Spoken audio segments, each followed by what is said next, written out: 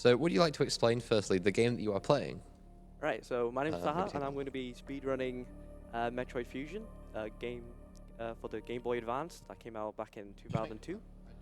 This will be an any percent run, so we'll be going straight from the beginning to the end, picking up any useful items on the way, and hopefully it should all be fine and dandy.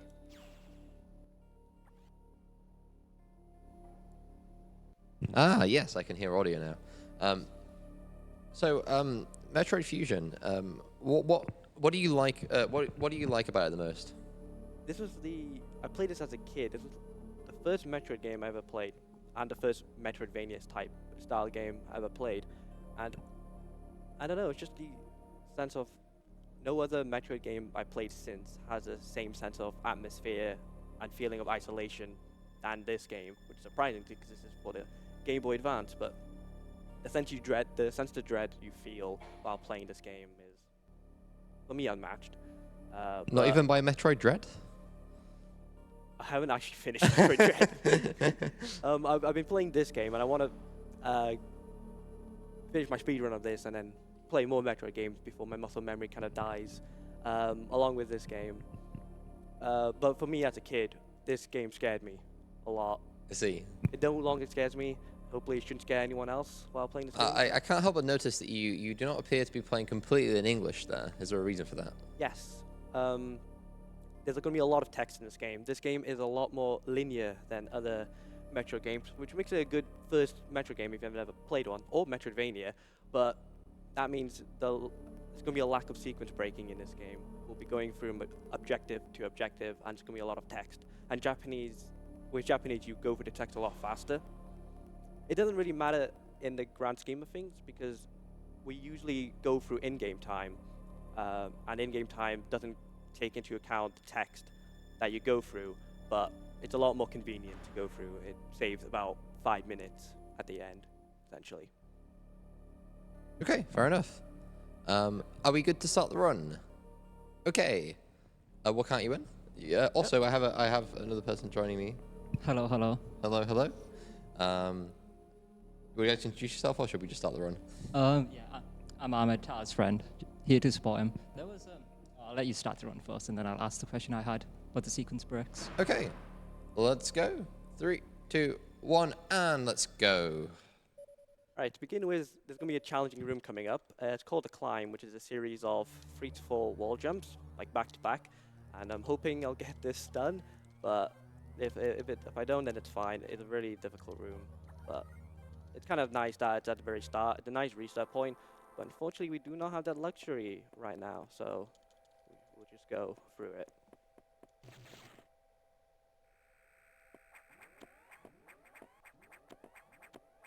All right, that was nice. There's a lot of different ways you can go through that room.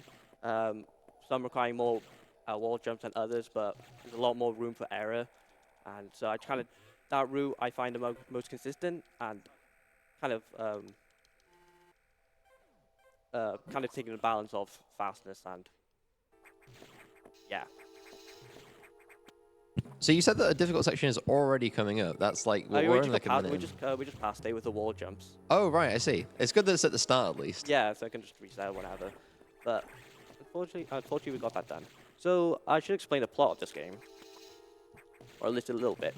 So this is the 4th Metroid game in the 2D series, and this comes after Super Metroid. And spoiler alert for a 35-year-old game. At the end of that game, all the Metroid unfortunately became extinct. This is an issue because on a thing we can see on the top right, this X-Parasite, the Metroids are the natural predators of this X-Parasite. And when Samus was exploring a planet, SR388, she destroyed a Hall node, which took the form, an X-Parasite which took the form of a Hall node, and that X-Parasite infected her, destroying all her weapons, arsenal, armor, everything. How convenient. I know. Especially for gameplay reasons. And the reason she survived was the Galaxy Federation had a bit of Metroid DNA, and they created a vaccine for her. And because they are the natural predators, the vaccine saved her life.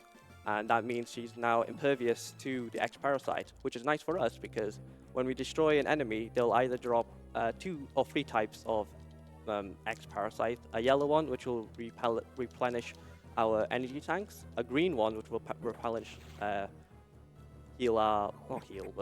fill our missiles, and a red one which will heal both, but that's a lot more rarer. And speaking of missiles, we're going to be picking that up right now. And you probably saw we were talking to a computer a lot. That's our main objective person who will be talking to I a can lot. see what you mean by the text. Yeah. There's a lot of text, even though it's quite condensed because of the language choice, right? Yeah. In English, it will be a lot longer. And it still scrolls at the same speed, I assume. The beginning will be a lot of text, but when we get to the later areas, there'll be a lot less text and more action heavy. And now we're picking up our missiles. Unfortunately, compared to other Metroid games, these missiles aren't very useful. We'll be using them because they are mandatory, but we'll be picking up another power-up later on, the charge beam, which will be is essentially broken in this game. So we'll be using that basically for the rest of the run.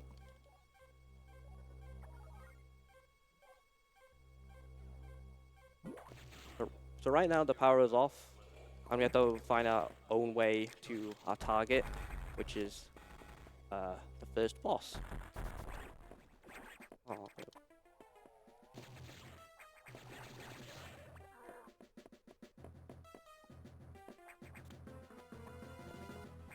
So right now we'll be picking up some missile tanks.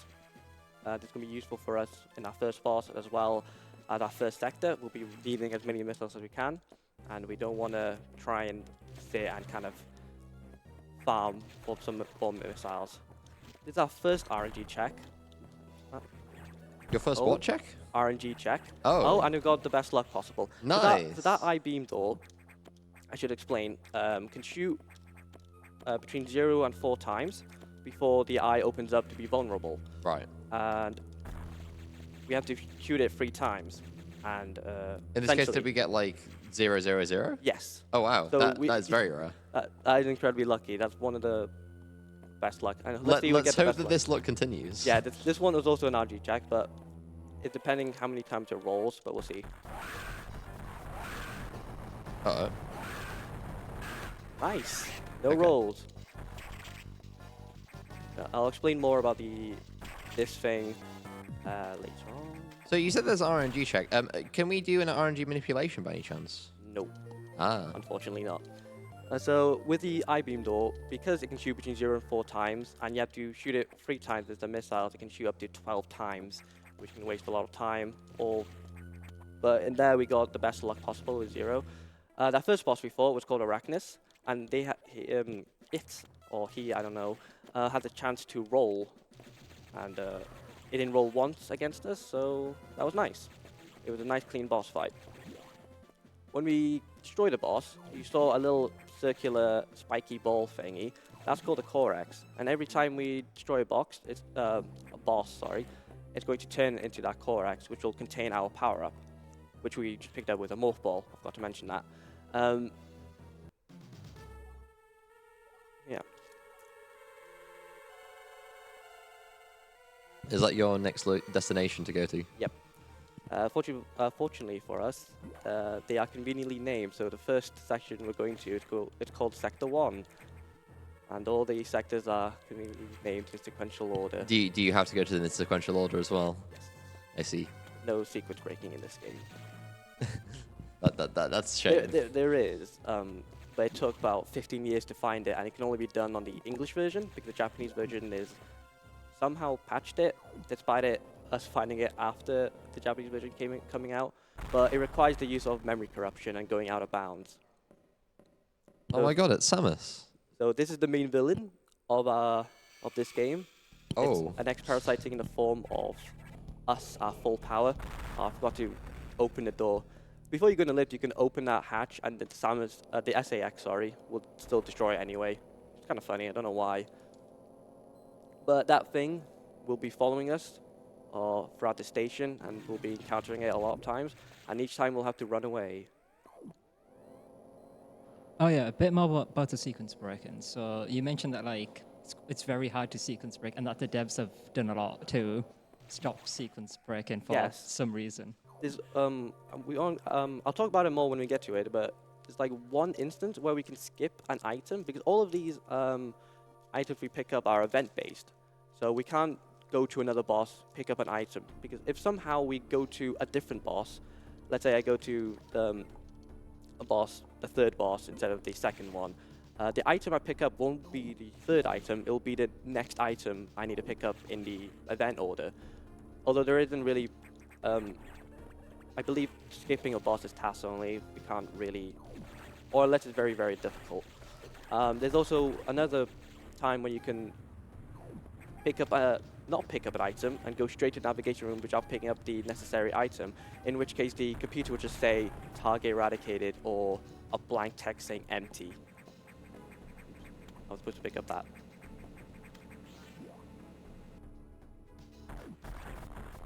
Yes, nice. So that was a tricky room, and I had to use a lot of missiles for that, but it worked out in the end. So this area is a replica of SR-388, and our task in this is to destroy 5 atmospheric stabilizers. I think you saw me destroy one. What do you mean by replica? Replica, kind of, how can I describe it? It's a planet, and they just kind of put it in a station as like its own little biome. Right, I see. So it's not like, is it because of the parasite or because of something else? I believe it's for something else. It's like a breeding environment. Right. It's not for the parasite. Like a biodome kind of yeah. thing. The reason Samus is here is because this place got infested with the X-parasites, and she's the only one who can survive it. And so we basically need to find the cause of it and basically eradicate all the X-parasites. So these are the atmospheric stabilizers. So we need to shoot 3 missiles at them to destroy them, which is kind of reason why we need to have as many missiles as we can. And I realize I do not have enough missiles for the next part, which means we may need to... We have received a £10 anonymous donation with no message. Thank you very much, Anonymous, whoever you are, with the £10 donation. Thank you very much. Then the first one of the first donation of the day, in fact.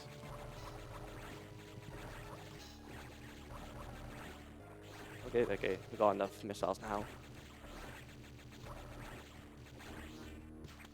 So what are the typical strategies when you don't have enough missiles anyway? Is it just find the Farming. nearest Finding farmable layers spot? and yeah, it's also very ideal to have. Oh, there's the beam.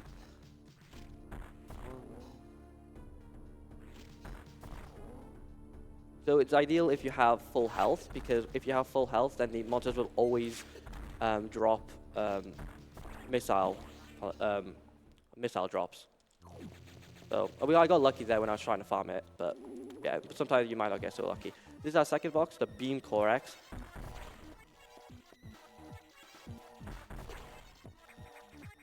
They don't seem to be very good at following you. Okay, yeah. So a couple of things happened there. Saw me jumping down and shooting a couple of missiles into it. I was doing a trick called double missile, or just double hit. I was trying to do that earlier against the first Eye-Core beam, Eye-Door beam, and the first Corax. Essentially, these Coraxes and the Beam Coraxes, their hitboxes are square, and you're able to shoot. If you're able to shoot missiles as you're going up or down, you can try and do a double hit and kind of activate it twice. Oh, yeah. And there's this. Oops, I didn't mean to fall. We just unlocked the charge beam, which is the most broken power-up in this game. We're going to be constantly charging it for the entire, basically throughout the entire game. So hope get used to that noise. We'll be charging it all the time. Oh, you can charge it between rooms. Like when you're transitioning from one room to another. Yeah, that will be very helpful. So when you start a charge beam, when you go through a door transition, it'll be fully charged when you leave the door transition. And if you let go during the door transition, then it will shoot the beam on the very first frame. That'll be useful in one instance, which it's not coming up soon, but I'll mention it when we get to it. So yeah. There's a little flare around Samus's arm cannon when you have the beam charged. That does an additional 6 damage. So earlier I destroyed a atmospheric stabilizer with one charge beam. Usually, if you shoot the charge beam from distance, it would take about 2 to 3 hits. But because of that little flare around Simon's arm cannon, if you jump into the stabilizer and shoot your beam, it will destroy in 1 hit.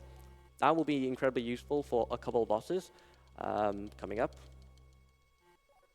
Well, not immediately coming up, but I'll mention it. But yeah, this power-up is OP. Now we've finished Sector 1, we're now going to the next number in sequence, Sector 2, which is the jungle biome. Oh, again about the charge beam. How much damage does it typically do at distance then? So how much are you increasing it, like? I don't know the number off the top of my head. I see.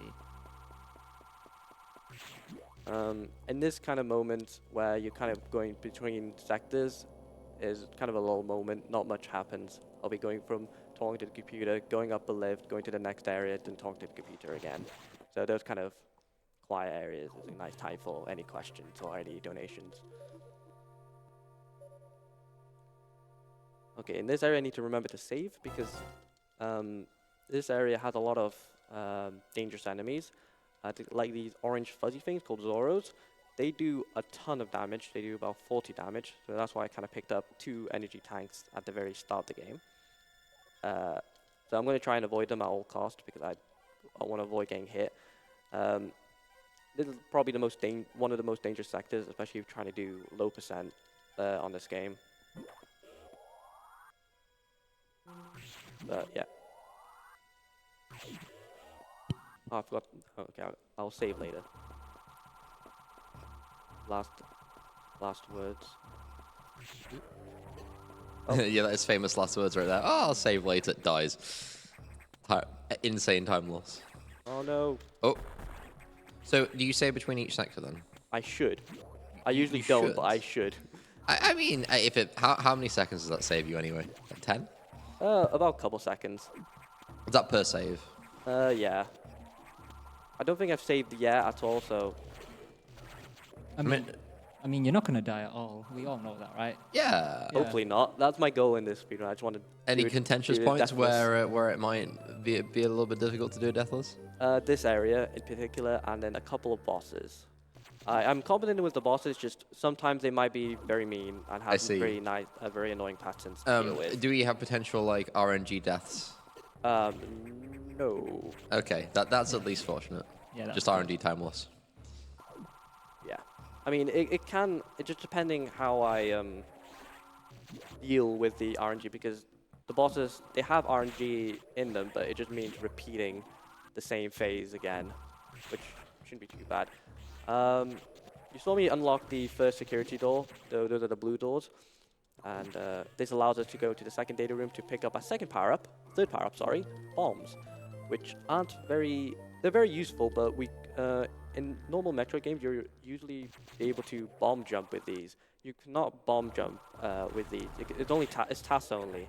It's pretty much impossible to use these to infinitely jump. Another reason why sequence breaking in this game is impossible. So the SAX kind of came in like secretly. You might have heard some footsteps. They destroyed our entry back to the exit to Sector 2. So now we have to find our own way back, which kind of introduces the first more Metroidvania type style game in this game. Do you mean the Metroids? Yeah. Yeah. Do you think that the game may have had inspirations from Castlevania at this point? Because I'm not sure what the timelines are for this. This came out in 2002, so I don't think it had any. Would Castlevania have been? The first Metro game came out in like the 80s, I'm pretty sure, like alongside Zelda, the first Zelda and Mario Bros. So I'm assuming all the Metro games took inspiration from that. Yeah. Also, we have a chat from Finazers that says this man is so fast at Metro Fusion. And give a little note there as well. Okay, I didn't mean to get hit by those red spikies twice. Oh, he's also chanting fast in the chat.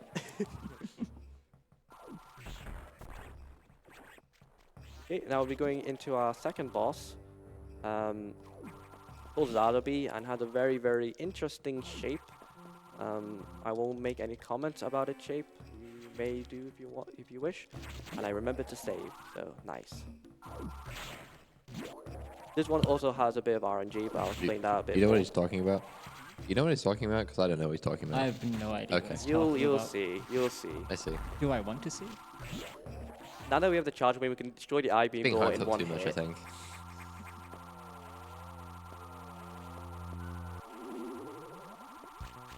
Oh yeah, I see what you mean. I don't know what you're talking about, just a cylinder. Look, the Nice. developers knew what they were doing, okay?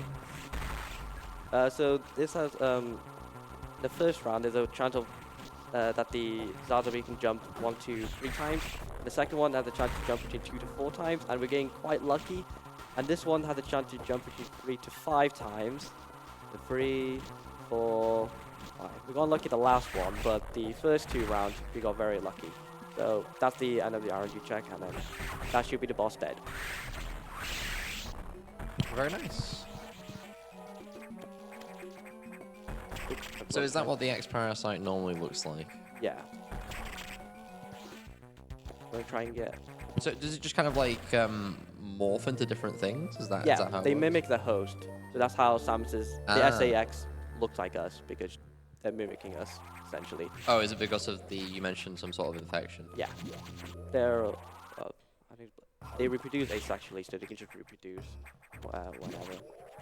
So the Metroids are more like, aren't they parasitic as opposed to these guys who instead clone? Yeah. That's kind of why we need to stop them. Because the Metroids were kind of keeping them in check, but now that all the Metroids are gone, there's no one to stop them apart from us. Oh, damn, the consequences of my actions. Yeah, so this is kind of the first game that kind of introduced the idea that maybe the Metroids weren't so bad after all. And here's the first encounter with the SAX. There is a swag strat to kind of YOLO through here, but that ice beam can kill us in one hit. So I don't want to risk it. So we'll just wait for the SAX to leave, and then we'll leave this room. But you can dodge it by Oh, using a like, roll does ball. it just, you just get killed if you go down there too early? If the SAX shoots at you, then you will get killed. But Oh, you can't immediately. Wow. You can dodge it though. That's what I'm saying. It's like a swag strat. Yeah, okay, but I see. It's very difficult to do, and I don't want to risk it. No, you wouldn't normally risk it in a normal run anyway. So I can have so much trouble with those wall jumps. Now we're back at the sector 2, sorry. Now we can escape. You can see these little cocoons where the Zoros used to be. Those will eventually hatch, and we'll see that soon enough when we return back here. You're going to return to the sector? Yep. We'll be returning to a lot of sectors. Oh, okay, I can see why this game is a bit on the longer side now. So Yeah. do you re-return to all of the sectors, is that right? Or just some of them? Yes, I believe so. Yeah, we do. So, So it's here got- we have our first trip round. I was gonna say, so it's got. But it's not in the same order. It's kind of we don't always go through the lift. If that makes sense. We kind of end up in a sector. That makes sense. But we'll see that soon enough.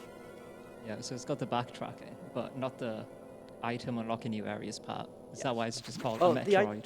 The items do unlock new areas, but you can't go there until the computer tells you can go there. Oh, as in, yeah, it's more linear. Yeah. So, rather than a non-linear Metroidvania game. Yeah. Yeah. This is the first sector, which actually makes us go to the left instead of the right. I don't know why this is the only sector that does it, but who knows? It might be that I think they should have had like half sectors be going to the left, half going to the right. But at least there's one. This is the sector 4, so unfortunately we're not going to sector 3 yet. We'll be going there eventually, but we have matters to take care of here. This is the aquatic biome. So sector 2 is the jungle biome. Sector 3 is the aquatic area. So it's gonna be a lot of water. We have a lava pit in the game. We do have a lava. We pit, do have a lava pit. but, They couldn't get over their old Nintendo habits. The old suspects, the lava area, the water area, the foresty area. but the issue with this water area is that the water's electrocuted, so we're gonna have to fix that. Do we have ice physics in this game? There's ice in the game, but no ice physics. Okay, that's always a plus. And there's no wall physics either. You just heard all the complaints like, Yeah. fine, we'll just make it kill you. Oh, there is water physics, but we don't have to go like here. It's just a Oh, lot so it's faster. electrified, but you can just go through it. Yeah, but it does damage to you. So it's even more painful.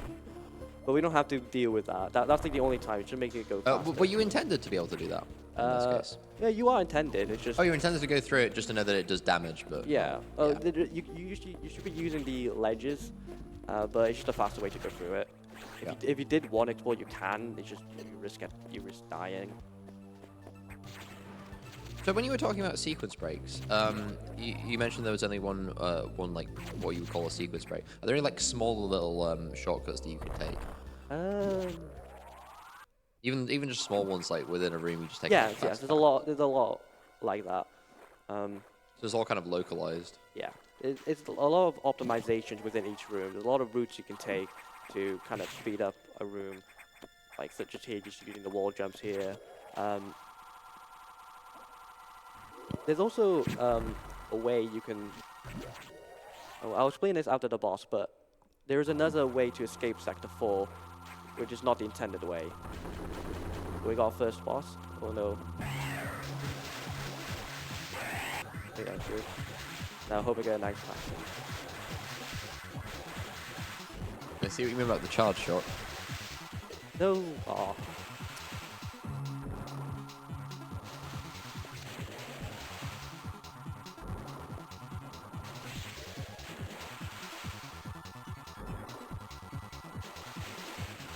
There we go, 2 hits.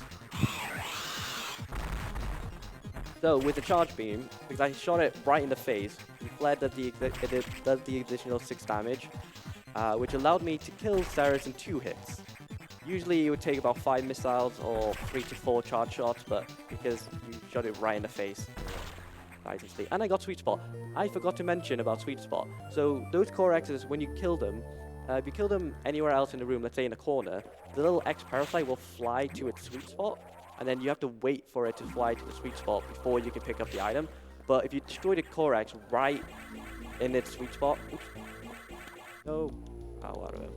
You essentially skip all that then. Yeah. I was supposed to do a shine spark there, but I kind of messed it up. Not worth it trying again, so I'll just do the normal route. So you saw that I-beam door. There's a little. You're basically flooded in water. You can escape through that way by wall jumping constantly. It saves about a couple of seconds if you make no mistakes, but it's usually not worth going that. But that is one way to skip the intended route. I'm guessing if you like make a mistake, you lose a few seconds, and even Yes. like one attempt is just. Yeah, let's say if you get. Oh no, I missed the bomb jump twice. Third time lucky. There we Quite go. lucky. I just got lucky with my placements. Now that we have the speed boost, we can now fix the water to make it no longer electrocuted.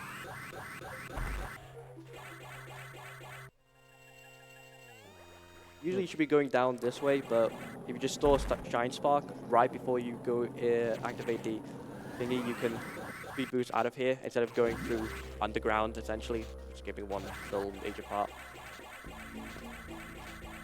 No. Ah. Oh, what happened there? I was trying to get a low-high Shine Spark so I can Shine Spark through here, but I missed it. It's a very difficult trick to get right. So I just have to run here. Usually you can just Shine Spark. Not usually, but if I got that low-high Shine Spark, I could Shine Spark all the way through here. And it would have saved a couple seconds. Ah, yeah. But it's no biggie if I miss it. Oh, there was a question about the sequence break, and so we mentioned room by room ones and like big ones. Are there any ones that are contained in a sector? So like, think like the Hollow Knight one where you can like dash up a cliff and skip these, like save a few minutes because you skipped a bit of the. Not that I recall. There might be, but I'm not entirely sure. There might be some for like 100% runs. But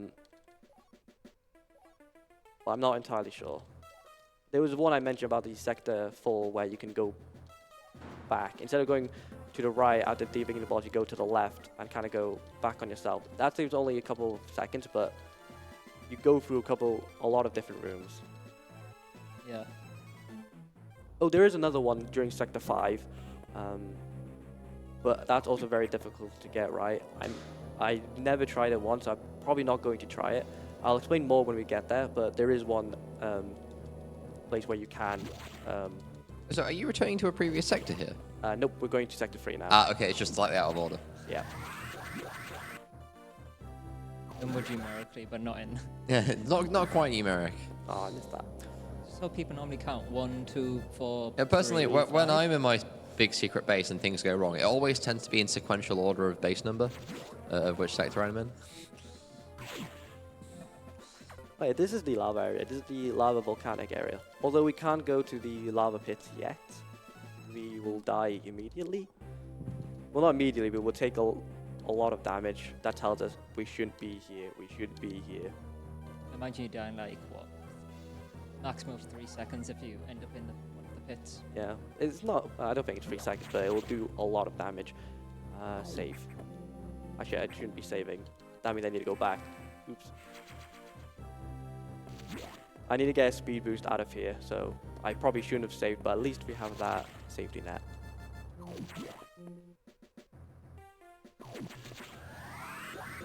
Oh, I was gonna ask, not with the run, but about the stream. What are the donation incentives like right now that we have? Oh, right. Yeah, the donation incentives. So we can talk about the ones that are overall donation incentives. Just for the people who have tuned in early, because not as many people are around, I maybe might reveal a little bit more than I would otherwise. So we have, first, coming up soon, just over 1K, 1,160, is Lethal Shake 3. Now, were you around yesterday by any chance? Oh, I was sitting next to Lethal Shakes and Yes, you were. Did you have a smell?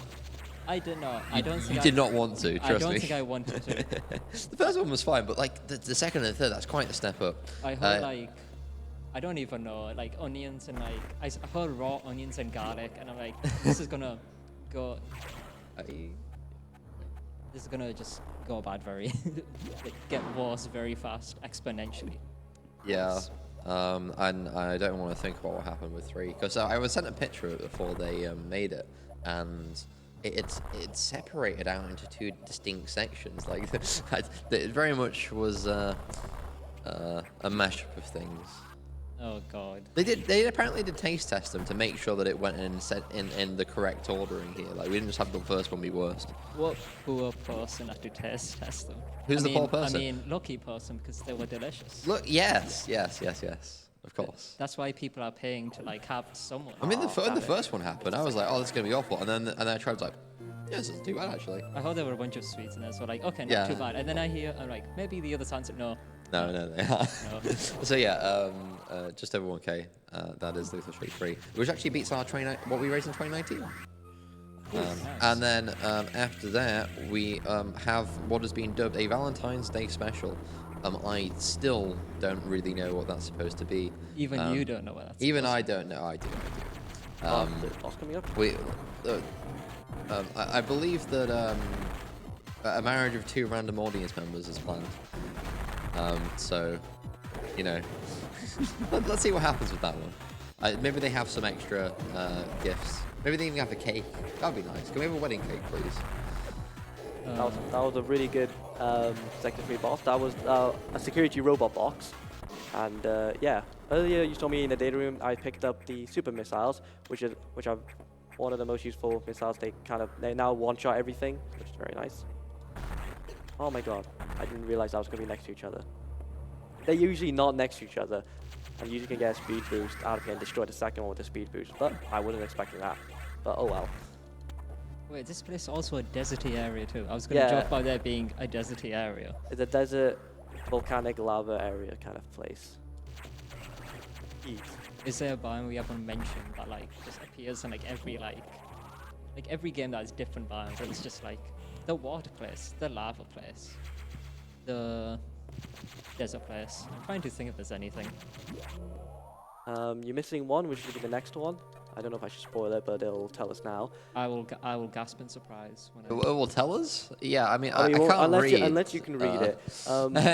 So unfortunately, when we're not going in sequential order again, we'll be going straight to Sector 6, the final one, which is the night sector, The night sector. So yeah, in this one it will be incredibly difficult to see, which you'll soon see. We will see that we will not see. You will see that how the game interprets how dark a sector can be, Right. and that's all I'll say for that sector until we reach there. Okay, I'm surprised. It wasn't just. I don't even know.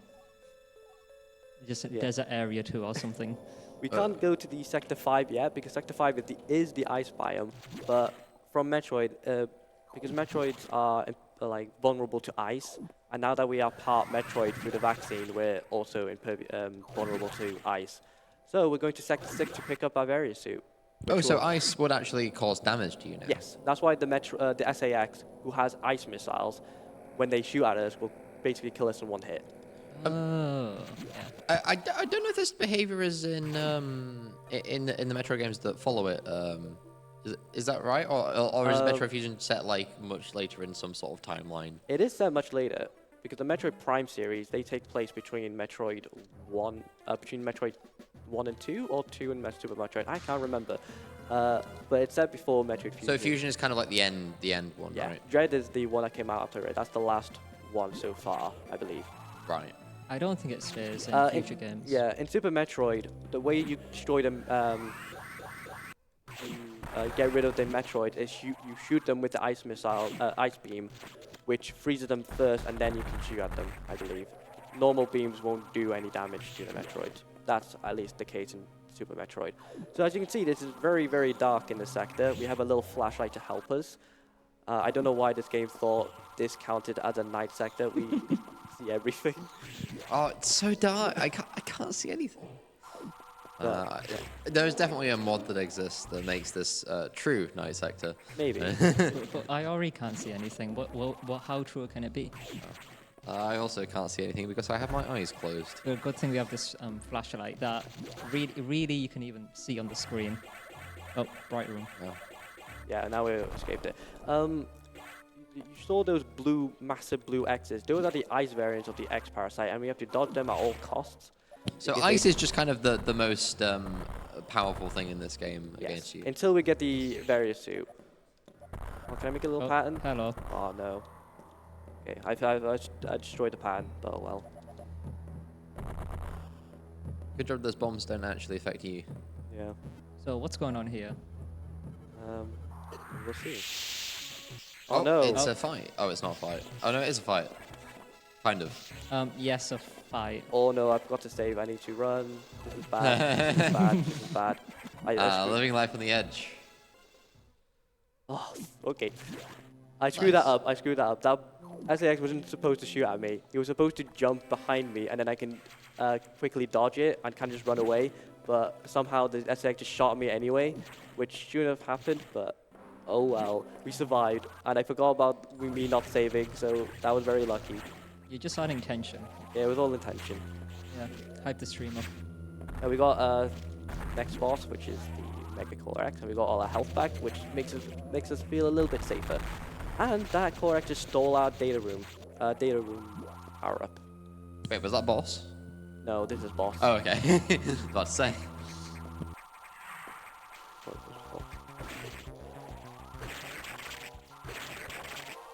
This boss already seems annoying.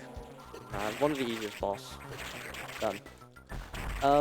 You kind of just jump into it with a charge beam because again, it does more damage if you jump into it.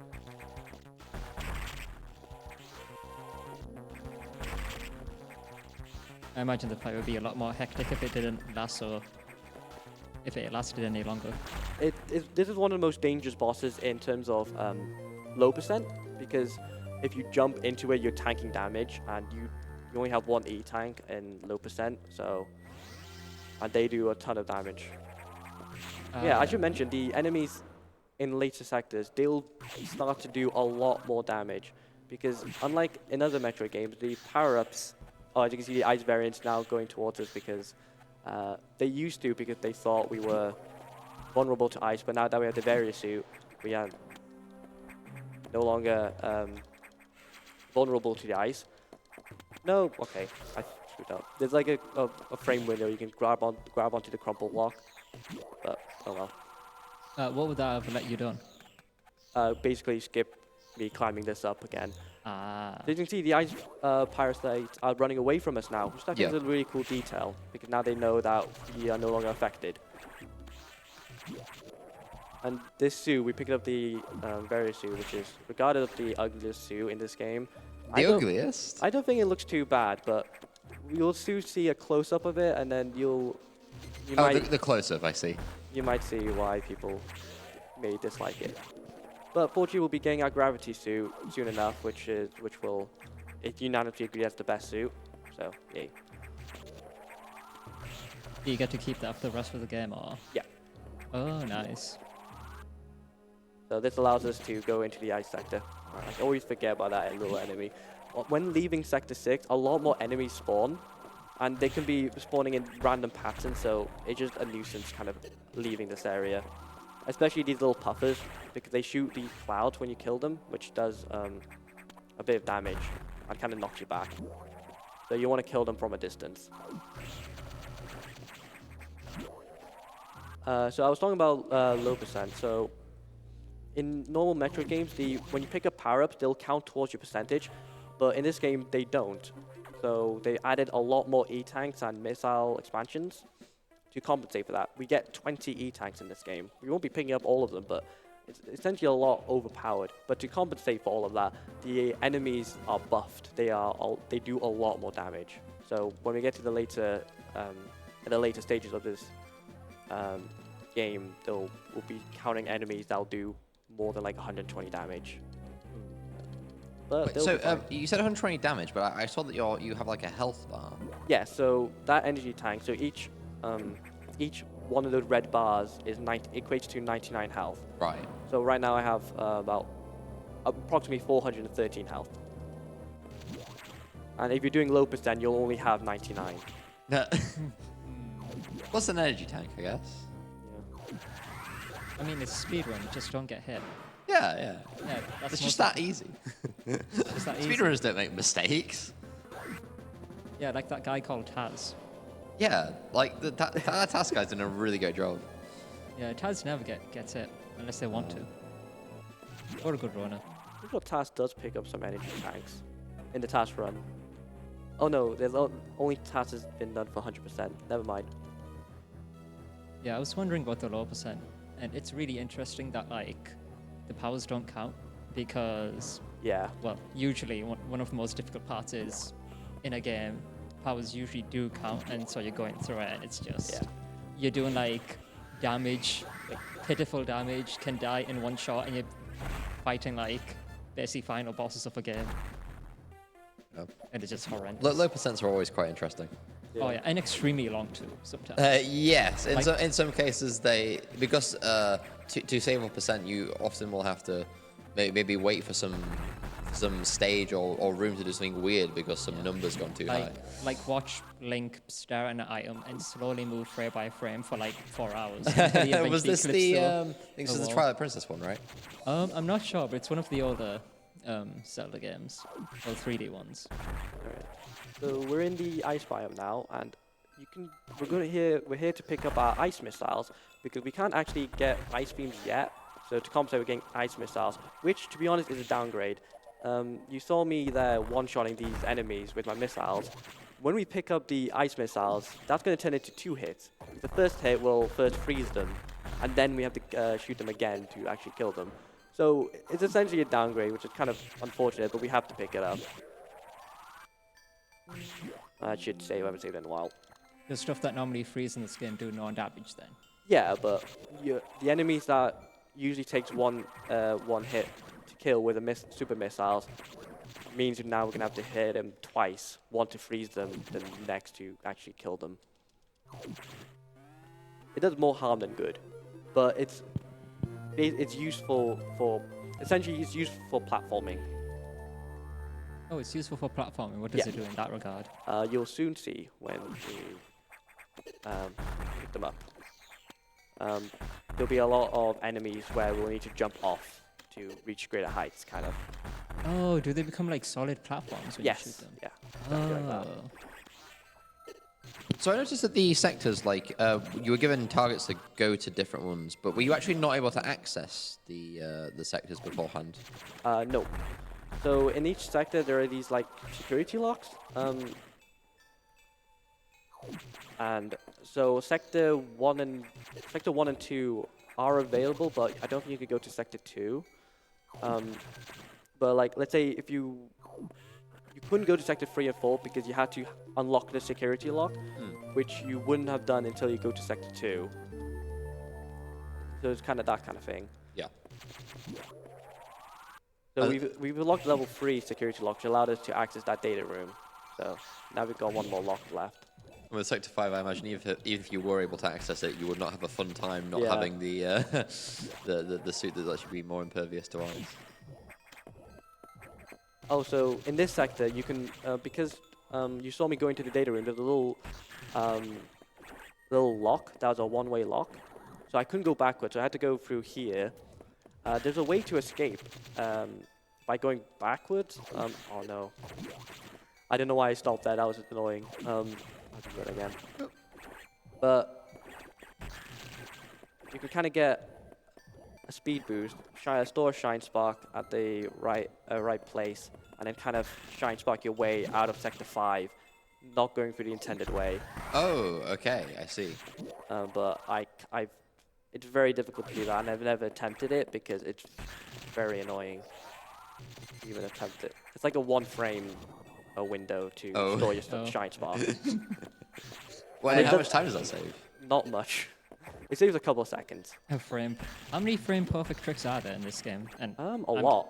I'm guessing there's a lot, but not many will actually save time. Yeah, I'm guessing at most it'll save mostly they'll save a few seconds. So these enemies we were able to kill in one hit when we came in, but now we have to shoot them twice because they now freeze, which is unfortunate, but we move. Beware, we're gonna be having some blaring noises now. I don't know how the flashing light's gonna translate on stream. No, it's fine, it's fine.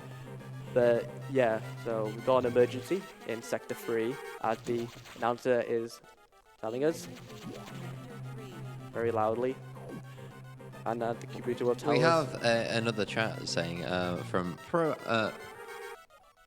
Halpinator saying, I love Metroid, how does he do this? It's quite simple, you pick up a controller, and then you just beat the game. You pick up a controller, and then step 2 is the username. Faster. Just be faster. Alright, so essentially in Sector 3, the main boiler is overheating, so we now have 6 minutes to go to the bottom to lower Sector 3 to fix it. Don't ask me why a massive space station still uses a boiler in the future, but I imagine they still have like fusion energy, but I guess the boiler would control it. How big is this boiler to just explode the entire space station? I have no idea. So this is the only time we'll be visiting this area, lower sector 3, where there's a bunch of lava pits, and it's only for plot, and it's to teach us how to use the ice missiles for platforming, essentially. I see. Isn't it really weird for a Metroid game to have a countdown like in the middle of the game? Yeah, it's usually the last escape sequence. But this is the first game that... I don't know if it's the first game that does it. I guess Super Metroid, you have a countdown at the very, very start of the game when Ridley steals the first Metroid. It appears that we have had a donation. We have a £25 donation from Aiden, I think I know who that is, saying, does this count towards paying by my student loan? You know what? I'll go talk to Warwick. I think the Central HQ is pretty close by, and I'll ask. Can it be tax deductible? Or student loan deductible in this case? And best of luck paying your student loan back. Loan is an annoying piece of thing. Oh no! Oh. That was supposed to be solid. Oh well. I'm just gonna destroy him. So I see that you're on the clock here. Yeah, but we've got tons of time, it's fine. Yeah. I suppose that's the ironic thing about speedrunners being on the clock. They're already going to be way too fast to have to worry about it. Even in like usual games, that's just the case. It's like, oh no, a countdown, 5 minutes, and then you're like at the end at like 2 minutes 30. Yeah, And, I like, mean, we had to get one of the runners to just stop to eat a pizza slice for it to actually be any tension there. what game was this for? What game was this for?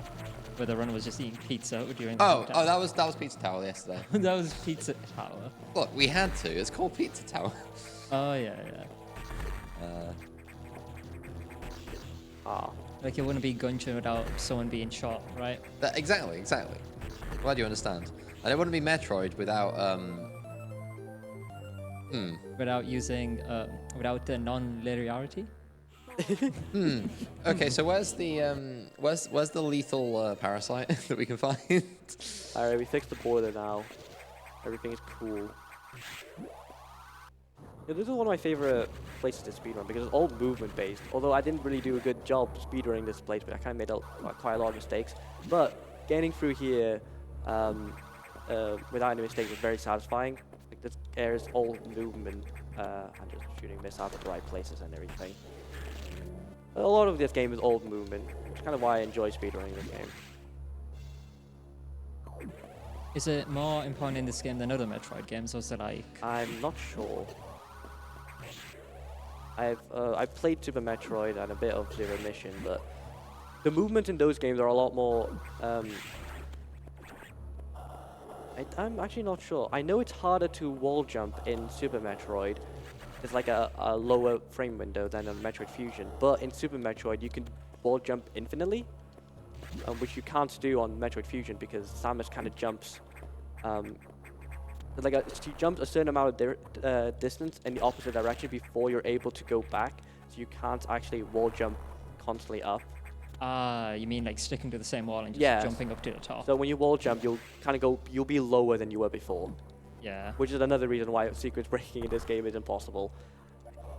And Super Metroid, you can just wall jump infinitely up and up and up and up and up and up. I imagine that can break. Does that break things? It doesn't. Well, I guess it's intended for you to break things in Super Metroid. Intended for you to sequence break.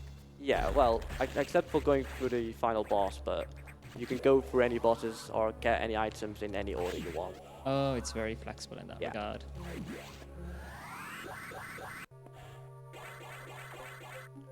So that's Sector 3 done, and now we're going to be having a little chill time. We're going back to the main deck, because the computer is telling us believe they find some life forms in the hibernation deck, and there might be some humans, so we'll see what we find there.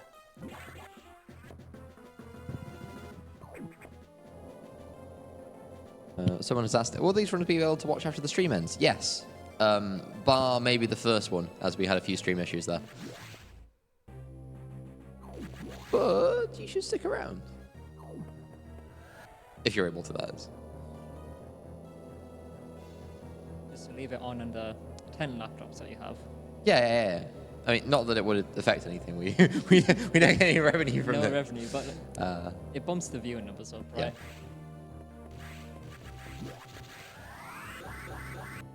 So the movement in the main deck is similar to how we were doing it before, except we can jump higher now with the high jump. But yeah, it's essentially the same.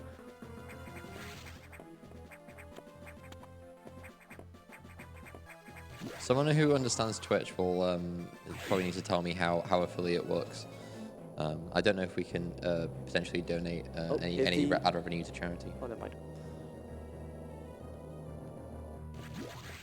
Now you just get the money and then just donate it.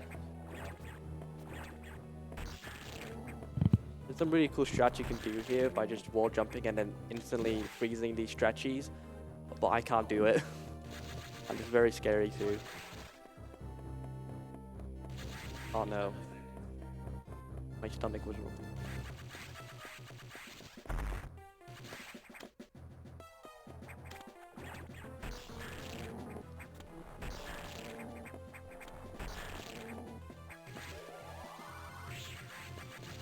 You guys are not going to believe me when I tell you that this part is also based on RNG. And Really? Oh my god, no way. So these little blue animals, monkeys, they can come out instantly, or they can take their sweet time and be shy to come out. We got quite unlucky there, kind of waited a couple of seconds. Usually, there's a chance they might all come out instantly and we'll be able to escape. So there's 3 monkeys there, right? Yes. Is there a secret hidden 4th monkey that doesn't actually appear until? No, it's usually the first monkey will appear, but then the other 2 are just too shy, and then you have to wait a couple more seconds for them to actually appear. And here is where you'll see up close of our suit, the mustard-looking suit that people are not a fan of. I don't think it's too bad.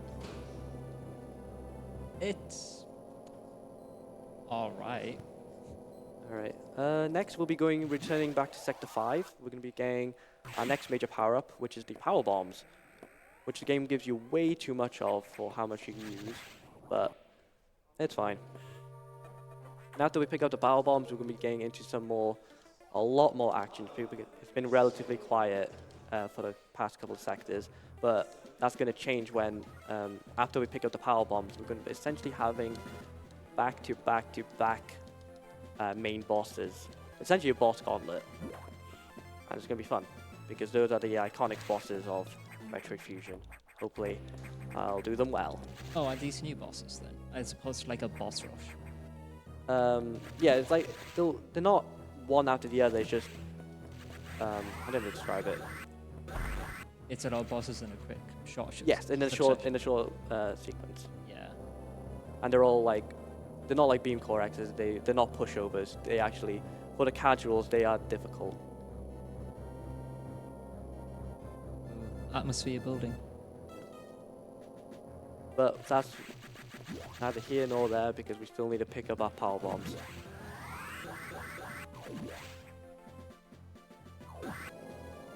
Which would be a lot quicker since we've unlocked the security lock, so we can just instantly go into the data room and pick them up. This part can usually trip me up because sometimes I would just go and try and unlock the security lock before going to the data room before I realize, oh wait, I've already unlocked it. But I remember that now. Another message from earlier that I should have read out was, wait, you have to pay back the student loan? Oh man, they're in for a real surprise. Also, just a few comments here, just Faster Pog. From Finnazers. Oh, I said this about Faster, he's the GOAT. Some nice words of encouragement here. Fastest in the game. Yeah, I'll finish this.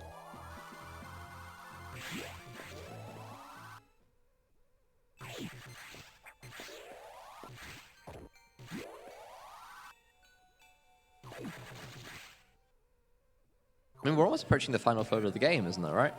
Yes, I believe at this point it's about halfway.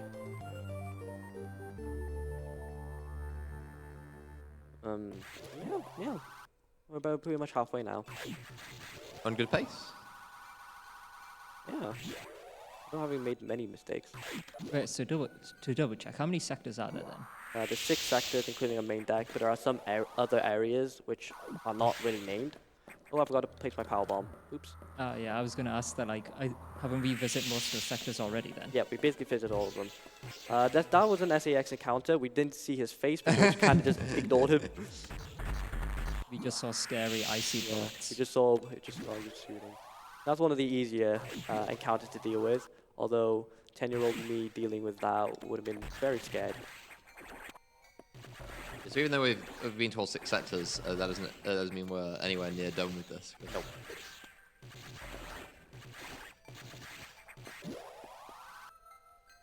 Can I get this? No. I screwed up the speed boost. And so I had to place you usually get a speed boost there and shine spark through that little barrier, but I kind of missed my chance, so I had to place a power bomb instead.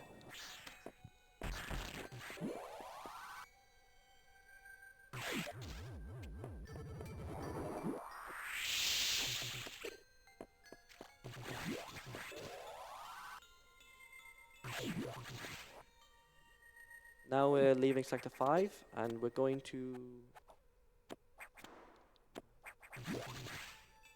back to our ship. Mission accomplished. Yeah, but not for the right reasons.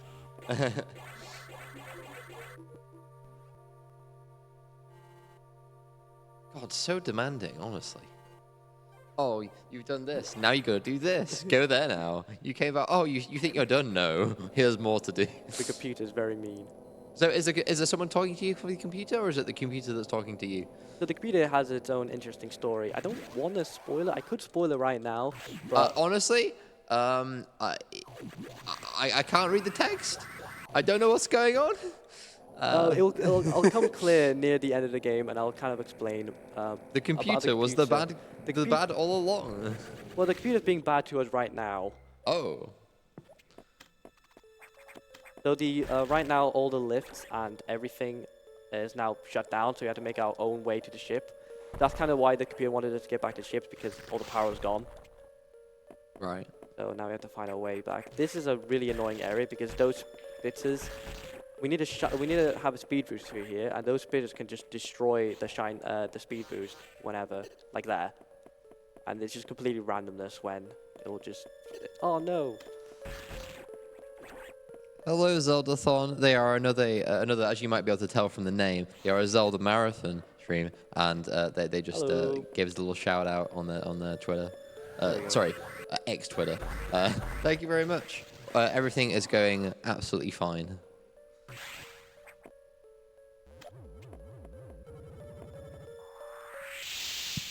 Extra is a fair name, especially with just like X, formerly Twitter, but also. Yes, that's why I use it. It's such a great way That's to sum very it up. clever.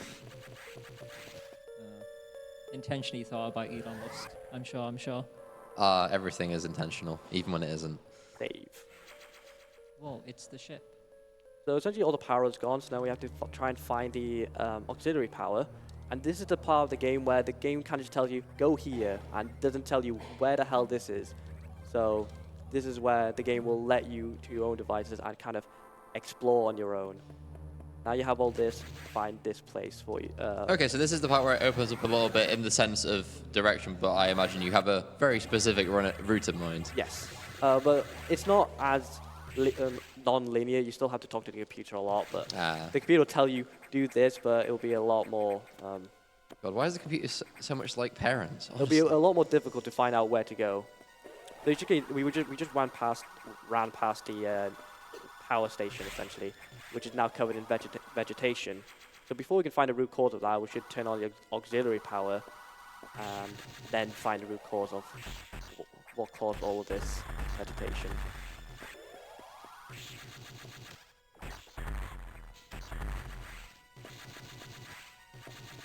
And now we're going to be entering our first boss called Yakuza. If you suffer from arachnophobia, I suggest you look away.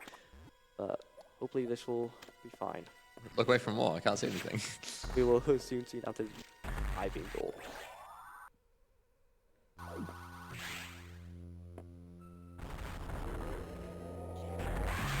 That's gonna be a big spider. Oh, yes it is.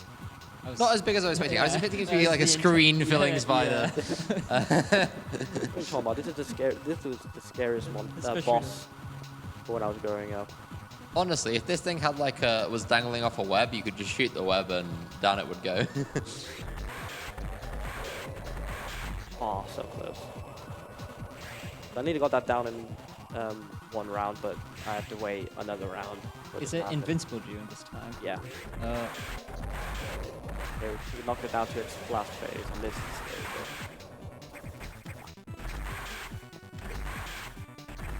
What is it firing?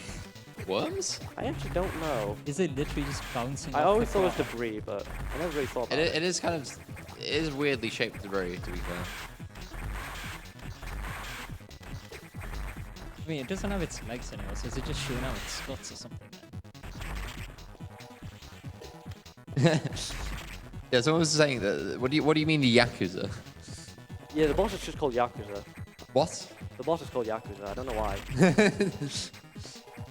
Is this by the community or just? I don't know. Just, it might be in the manual, I believe. Oh. Damn, spoiling the bosses already in the manual? I don't know. All I game believe guides. all the community calls it Yakuza, so I'm just gonna follow them. They might have a different name. I'm not sure. When you mention Yakuza being part of the community, I just imagine like a spider in like a suit. Just starts punching you. All right, we got the auxiliary power back on, and we got our space jump, which allows us to jump infinitely, which is very nice. Another message saying that was so quick. Now we have to try and find the root cause of this vegetation. So you see, the computer just didn't tell us where to go, just kind of told us find the root cause. I'm going to save here. Glad I remembered.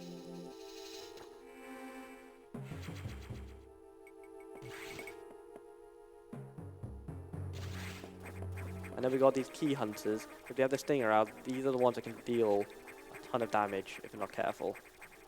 These are the ones that, if you remember from Sector 2, they were in these little cocoons. They've now hatched, and they're now very deadly.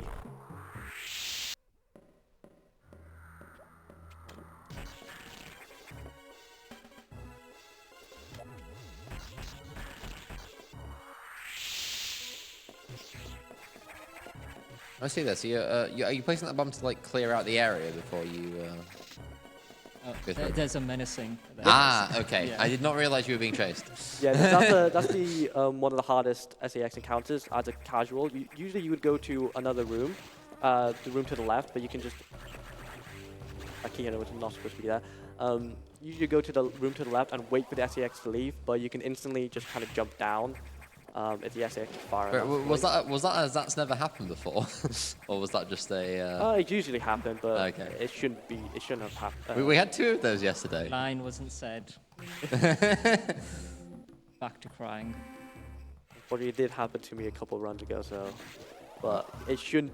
Like usually the key hunters shouldn't have been there. We're now entering our second boss called Metroid. This one's a lot.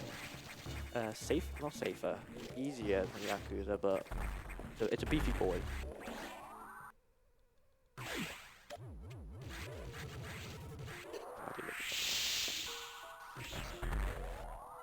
Yes, it does look like it has a lot of HP.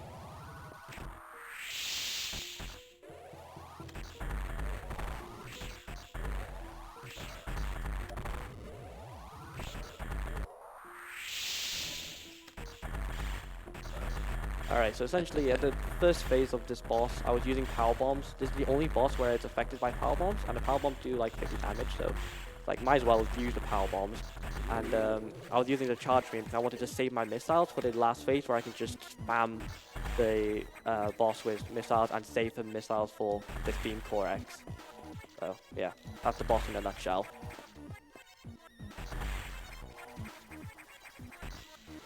Ah, damn. Oh well. We've unlocked our new beam, the plasma beam, which is one of the more powerful beams. It actually does less damage than our wide beam we unlocked before, but the interesting thing is that actually does damage per frame is in the enemy, which will be very helpful for a couple of enemies. If you shoot at the right angle, you can just one-hit them, essentially.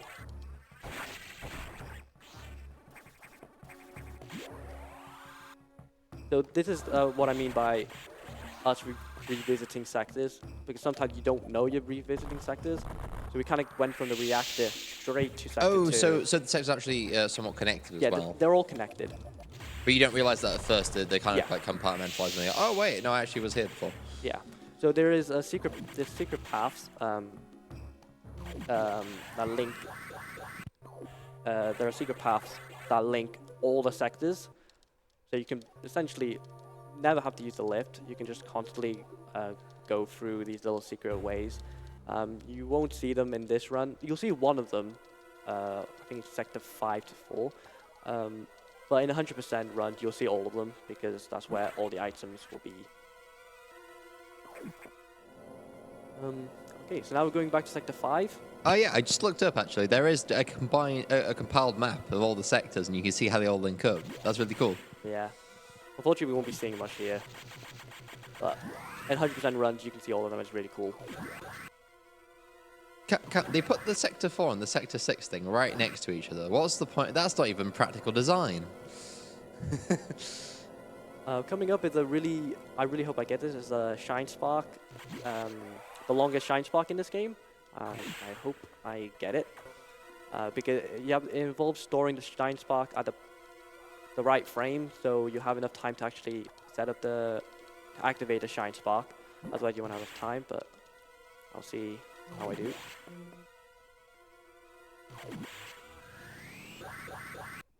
Did you save this time? No. Ah, rip. Oh well. There's another save point coming up, so I'll save then. Okay. We don't want you to get sent too far behind in case anything bad happens. But nothing bad will Okay, happen. that's fine. Nothing bad will happen, of course. This is what I wanted to show you. You could, Oh. you Oh. could do this, but like an extra 2 rooms, but I kind of messed it up. Oh, that's really cool. But I did it on the second attempt, so that's fine. So your momentum just carries through rooms, is that right? Yeah, that's what the shine spot is. You just constantly go until you hit a block or something. Every Metro game has a section where you could do the longest shine spot ever, and that was it for Metroid Fusion. I saw that you were like in the air while you were going as opposed to like sticking to the floor and running. Is there something you did specifically there? Or? Yeah, so when you store a shine spark and you jump and then pick a direction, that's when you activate the shine spark. So you can just go in that direction, destroying everything in your path. I see. But if you do it on the floor, do you just stick to the floor then? And you kind of jump up a little bit. Ah. That's why low-high shine spark is very difficult, because you have to do it as you're falling. And this is the save room. So is this the same as like running fast on the floor that I've seen in like earlier parts of the game? Or? Yeah.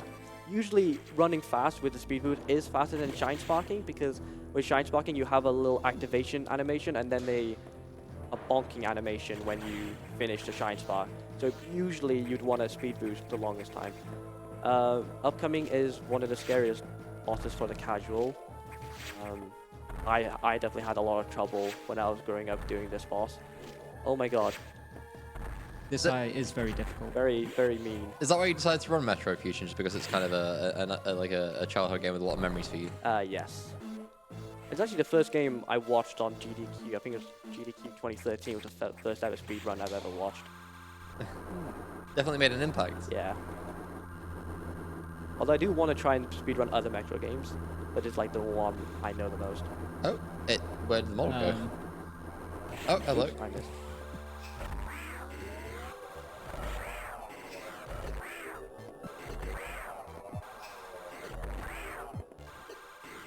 Also, congrats on a new PB about a week ago. Oh, thank you.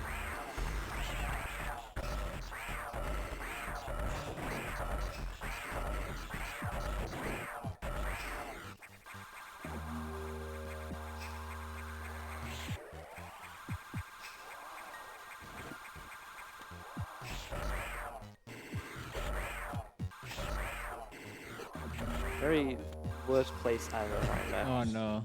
I couldn't spam missiles. Quite an interesting interior. It was just slightly above.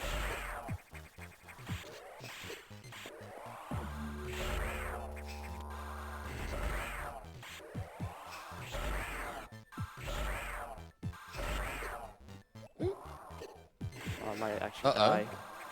Yeah, you got this. You got this. You got this. It's quite tight though. Is that it? No, I got the Corax.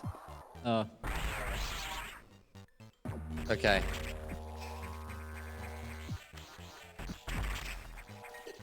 Oh. Oh, this is very close.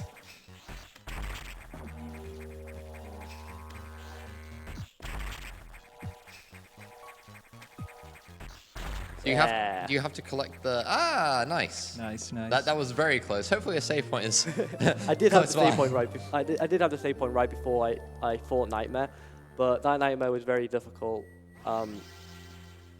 Usually I try to manipulate it so it would always be in the middle of this ledge, and so I can constantly shoot missiles at it. But it was just above where I could shoot my missiles. Yeah. So yeah, that made it difficult, and then I kept tanking hits from it, which was unnecessary. But we got there in the end. I noticed that boss took a lot longer to kill than the others. Is this going to be a theme for all the bosses from now on, or just that one specifically? I'm trying to think of the next bosses. I think we only have one more boss left, and I don't think it should take as long as that. Is that boss just really tanky and hard to hit on top? It's tanky, and you have to wait for it to like kind of stay still. Ah, yeah. You could fly around and shoot at it, but you have to do it per round, which is very annoying. We're now in lower sector 4. But that when I talked about going from Sector 5 to Sector 4, this is that little linkage. There was a little bridge. You say lower sector 4? Yeah, lower Sector 4. Oh, okay, so this is how you kind of categorize the extra parts of the Yeah. sectors. This is an area we couldn't go before because it's surrounded by water, but now that we have the gravity suit, which is the purple suit I'm wearing right now, it is we can now swim freely through the water. So now we can explore this to our will. And these fish here do a lot of damage. So if you're doing a low percent run, this is one of the scariest places. But since we have quite a bit of health, we can afford to tank some hits. And now we've unlocked the last security lock, which is lock 4. The computer didn't tell us to do this. We kind of have to do this to escape sector 4, because there's no way to escape sector 5. And the only way to leave through sector 4 the conventional way is by unlocking security lock. And then, as we will see, the computer won't be happy with us because level 4 lock is like the restricted areas. You know, we might be seeing some stuff Samus shouldn't be seeing. Oh. So the computer's got its own motivations here, right? Yes, they follow the Federations, essentially. I see the Federation has some secrets they want to keep. Or is it also the computer acting out of order? I'm not sure.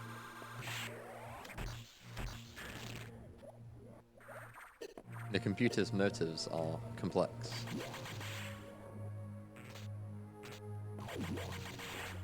My complex is just following. It's always like it follows one line very, very hard, and just it's like, oh, protect human life, or protects it by entrapping them, or like keep the station alive by killing every living thing in there. Yes. We're going to be unlocking. I was supposed to use a power bomb, not a normal bomb. That's okay. In this part, you can actually, we have to pick up a diffusion missile here, and in the English version, you could actually skip picking these up and go straight to the navigation room, but the computer would just say something like target eradicated or a box saying empty, and you have to go back and collect it. But in the Japanese version, they kind of patched it up. Huh. Yeah, I see Yeah. what you mean about these. Apparently the Japanese version is patched, but not the English version. Yeah, the Japanese came out afterwards. Ah, okay. Yeah. Oh, so they released it in America first. Yeah. It was Europe and America first, and then Japanese. I don't know. I'm not sure why, but Yeah, because that's not their home turf usually, unless Yeah. it was made by a US studio. no, I believe it's just Huh. one of the main Nintendo studios, I should say. There was that other Metroid game, the 3D one, I think, that was made by. Oh, Retro. That was made by Studios. Retro Studios, yeah. Metroid Prime. Allegedly, they're working on Metroid 4. Allegedly. Allegedly. We saw a title and nothing else. Yeah. They claimed in 2017. Yeah, it was going through some development problems apparently. Yeah, and they said they restarted development. Yeah, they've like kicked They kicked some people restarted. off the, you know. Oh my it's god. yeah, it's been in development hell for a while apparently. Yeah. I think since the release of Breath of the Wild, I think during the release of Breath of the Wild, they claimed they restarted development, but since that time we had Tears of the Kingdom. They made Tears of the Kingdom and released it, and we still have nothing about Metroid Prime 4, which is kind of a shame. But I think the rumor, not the rumor, but the likelihood is that it'll be a launch title for the next Switch. So the computer was mad at us for unlocking security level 4, so the computer was telling us we have to follow more orders discreetly now. Don't disobey me again, kind of thing. Wait, what? We disobeyed the computer? Yeah, because we weren't supposed to unlock the level 4, we just kind of did it. But you had to do that like. But I in, had in to the, do it yeah. to escape, but... the How computer dare was upset. you escape the sector that you got locked in? Yeah. No. Honestly, the computer is so logical. And we're back in Sector 6 because there's, the computer apparently heard, not rumored, but we can tell that the security robot box we fought in Sector 3 is now back, but it's been affected by an X-Parasite, so we have to go fight it.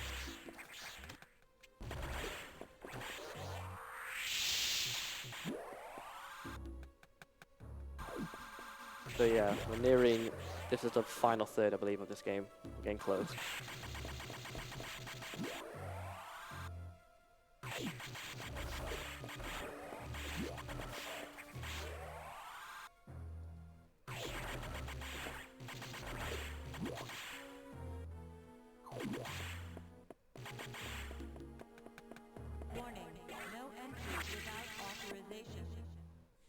You have authorization? Nope. Oh dear. I don't think there's sector like that. Without authorization.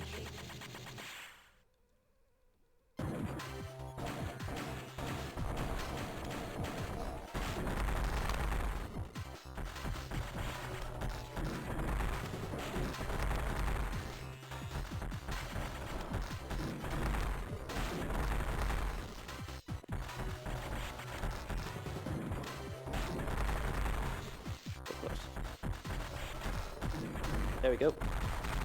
That was Security Robot X. People call it Xbox, but I like Box 2 because it's the second time you tried Box. Xbox.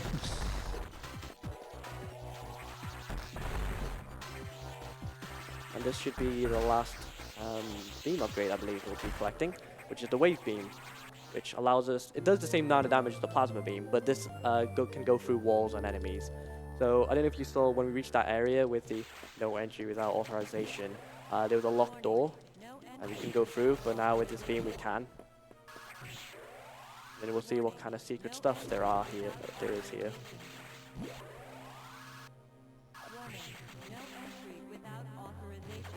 But yeah, just went straight through that little door.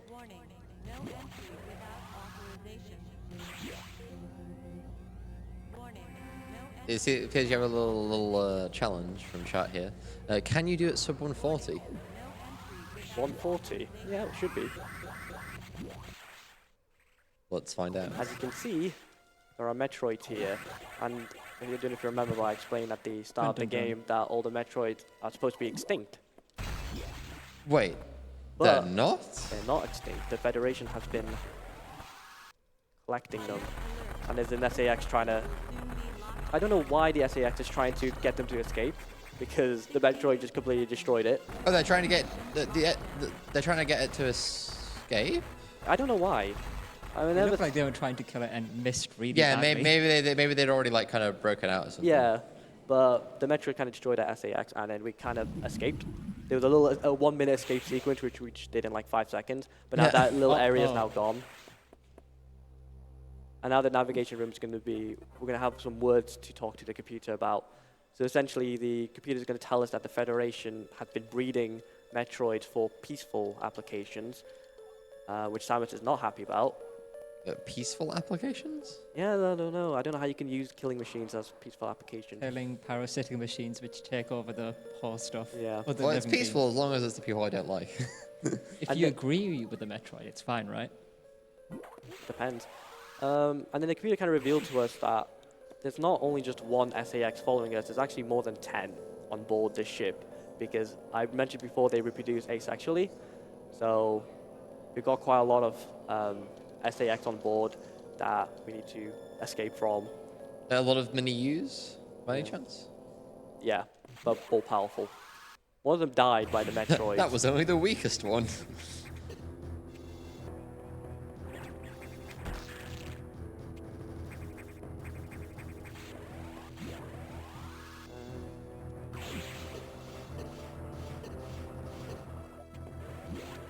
Oh, rolling in the poison to like... Yeah. Is that faster than jumping? Oh, my diffuser didn't work. Ah, I don't know.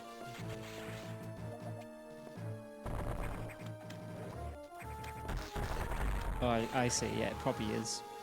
Based on how the momentum works.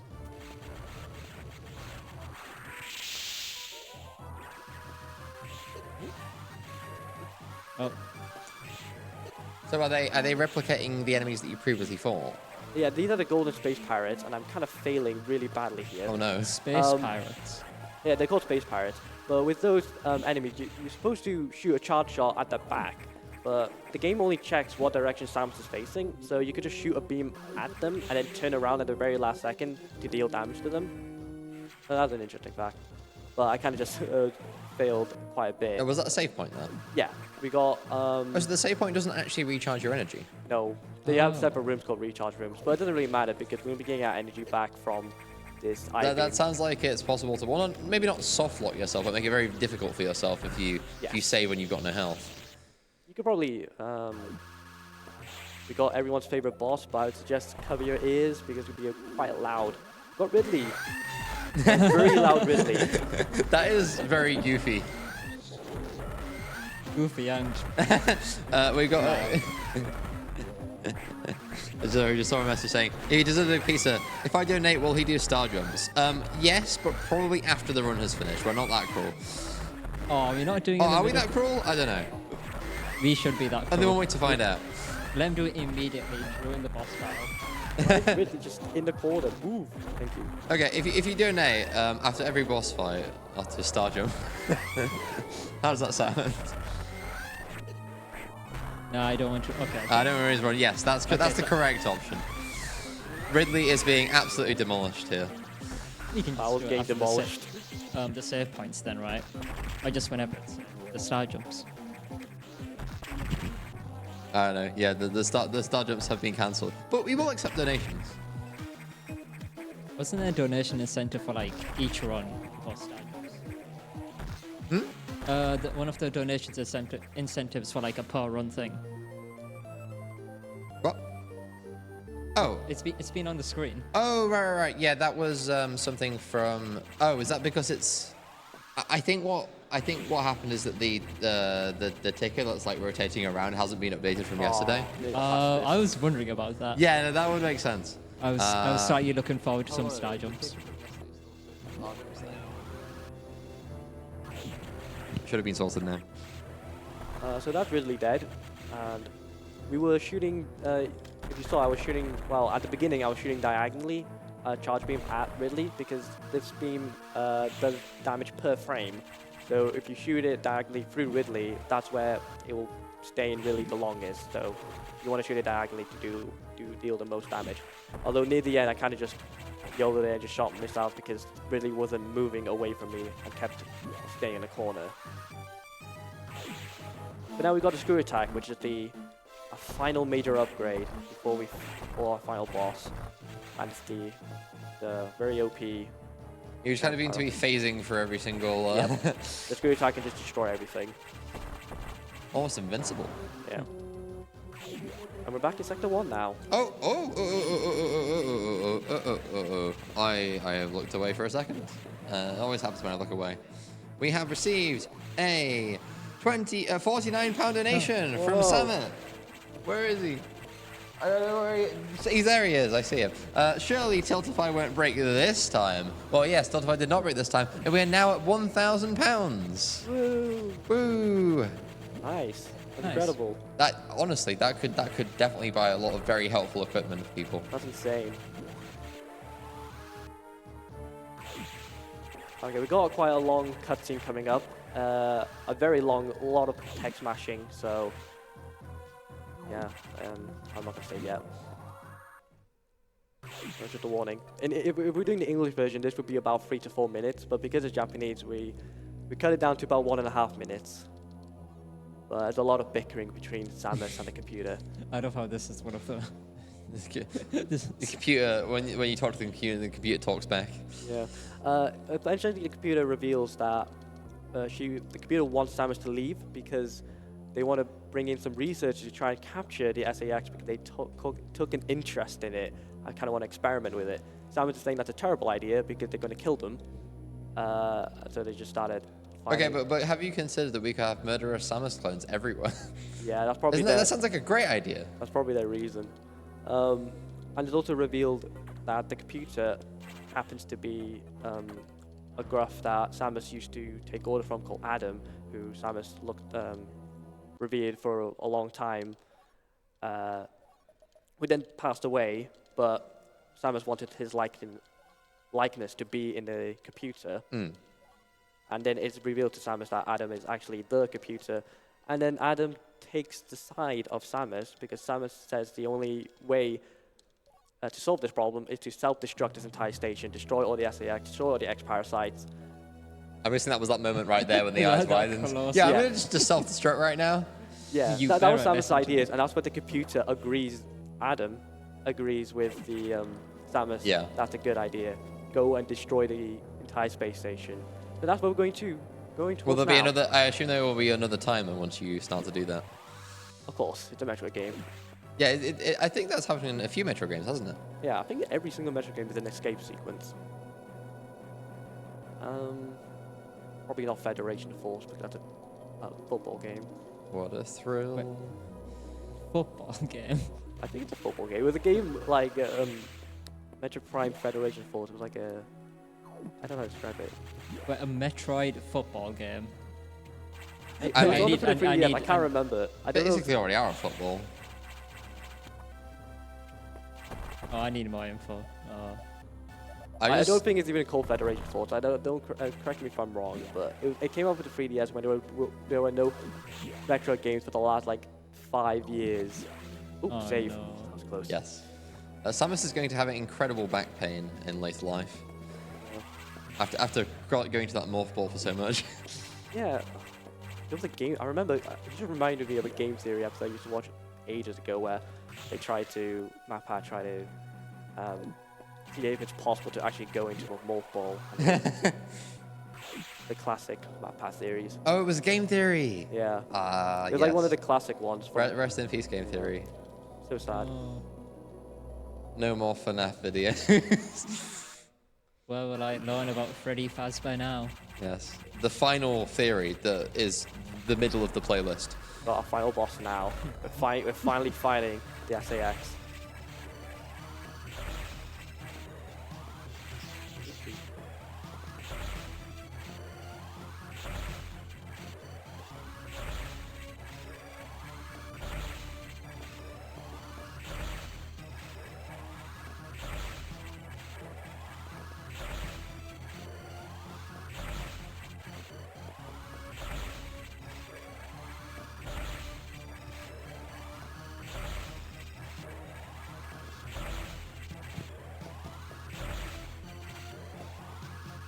Okay, got him down. Now he's going to turn into this monstrosity.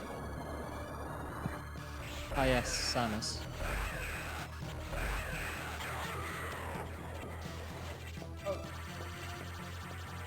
So there's a way to stun lock the SAX, but I can't get it done consistently, so I just do my own way of just space jumping twice, because on the second space jump, then the SX will follow me, and then I'll be able to have time to charge my charge beam and shoot it right out after and just rinse and repeat. But you're able to freeze the SAX and just immediately shoot a charge beam to stun lock it, but I haven't been able to get it done consistently without Yeah. dying. Now, we're going to set the self-destruct sequence, and now we're now in escape sequence. So what allowed you to kill this boss when previously you were just running away from it, like, for the entire game? Charge beam, the wave beam, I guess. I see. I guess the wave beam just... This slower So elevation. I guess we're coming up on time here. Is that right? Yes. So is it when you? We got one more boss though. Ah, okay. Wait, do you have to fight the boss while you're in escape sequence mode? Yes. Oh, It's kind of scary, but so close. that's actually quite tight then. Yeah, but we'll have enough time. Time will be when Samus faces us in the ship. When she's going into the ship and she faces us, that will be time. But I'll say that when we get closer to it.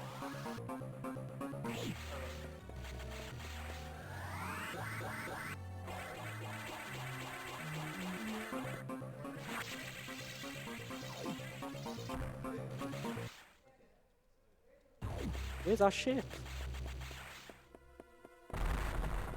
Now to the final boss, the Omega Metroid. Wait, Metroid? Yep, it's the one we from that place we came from. It basically hatched the Omega Metroid, Ah, yeah. and we're now down to 1 health. How will we survive? Oh my God! It's the SAX saving us. Oh my god. So essentially, we can't destroy the SAX, not the SAX, the Omega Metroid, without the Ice Beam, because of the Metroid. And now we have the Ice Beam.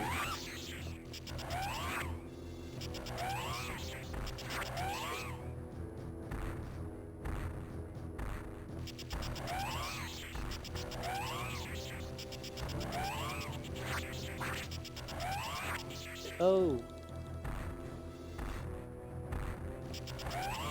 Okay, that's done.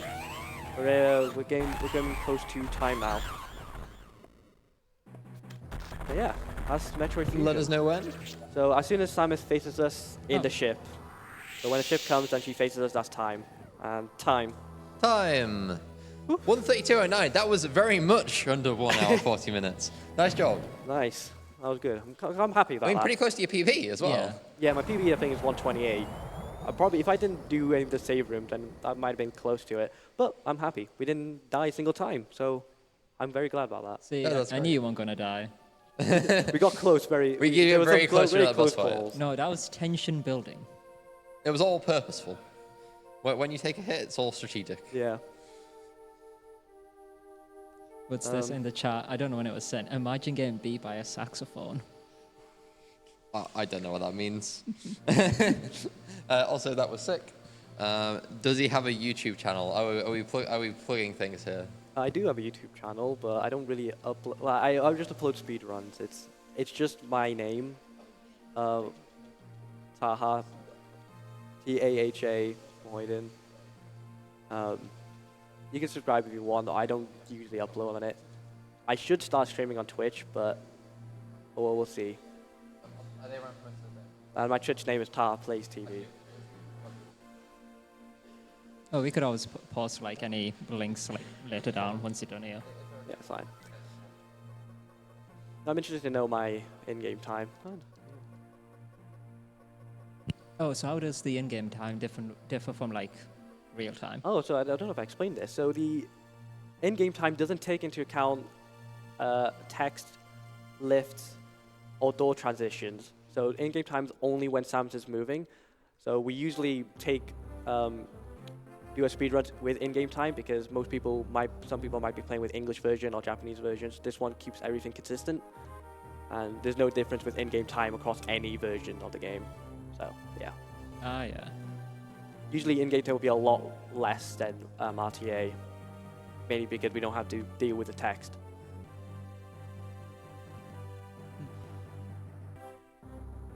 Yeah, often we have in-game time is just generally better than RTA, right? Yeah. Because especially when you're playing like emulated versus not and all that. Even just loading times alone is like Yeah, exactly. cutting them out. It's just very variable. Yeah.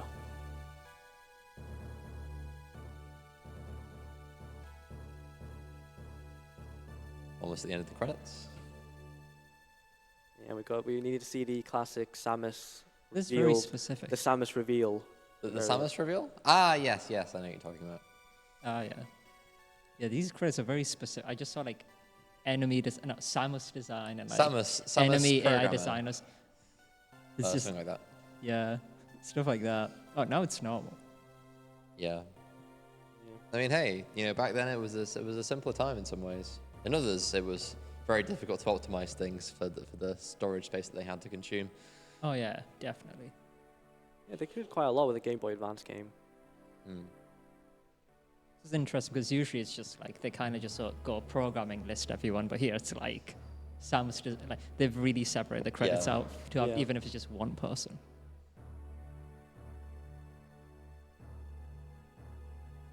Satoru Iwata, Rest in peace. rest in peace.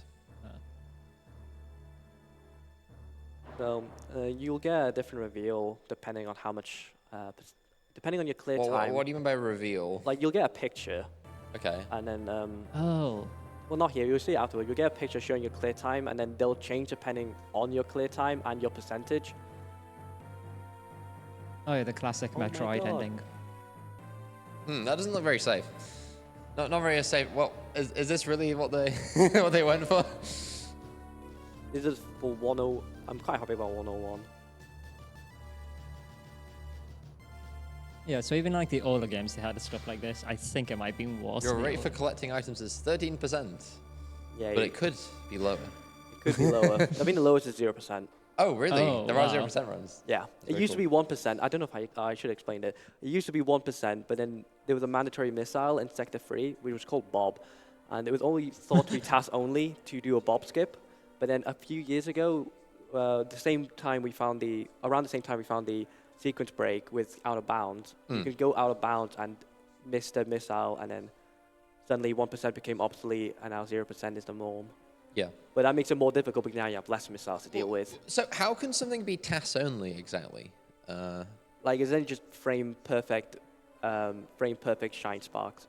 Oh, over and over again? consecutive frame perfect. Right. Yeah. So just like the sheer amount of frame perfect things. Yeah, I think it's been done a couple times, like in real time, by a couple of people, by a few people, but doing it consistently in a run is basically Right. impossible. Okay. So it's just the sheer amount of them is what makes it Yeah. not doable by humans. Yeah, how far into the game is it? Like, minutes-wise? It was sector 3, so about 30 minutes. I'd say 20, 30 minutes. Yeah. Yeah. If it was just the first minute in, you'd see runs, but if it's 30 minutes in... I mean, yeah, yesterday when we were going through a run of, well, the actual Sonic race, I mean, there were so many frame perfect things in a row there during the run. Oh, what run was this? I think it was the Sonic race. Foe was doing some, Oh, yeah, some the glitch incredible. one. Yeah, it was doing like, I think someone said like, was it four frame perfect skips just in a row? It's insane. But yeah, TAS only runs would probably be even more in a row. That's only runs for this is very fun to watch. They do Yeah. some crazy stuff. Oh, yeah. I just love how they always like... Sometimes they're just able to completely break movement by doing frame perfect stuff like throughout the entirety of the run. Like Yeah. multiple times a second. I mentioned when you get the bombs, you can do bomb jumps. The reason I say it's TAS only because when you place a bomb in the midair, in all the Metro games, you're able to jump into the bomb as a moth ball, and then the bomb will make you go higher, and you can do consecutive bomb jumps. But with Metroid Fusion, it'll only let you jump from the explosion if Samus's momentum is 0. So if you're trying to jump, there's only one frame where her velocity will be 0, so it's pretty much impossible to do it in real time unless you're doing tasks. Yeah. Yeah. That's Metroid Fusion. Thank you very much for this. We're very happy to have you on. Thank you. All right. That was very fun. And thank you to anybody who was watching. And yeah, hope I'll be back next year. That'll be really fun. And maybe I'll do. Hope to see you there. Maybe I'll do memory corruption and that'll be more interesting to do. Memory corruption. Ooh. Best of luck with that. Thank you for having me. Okay. Thank you for having me.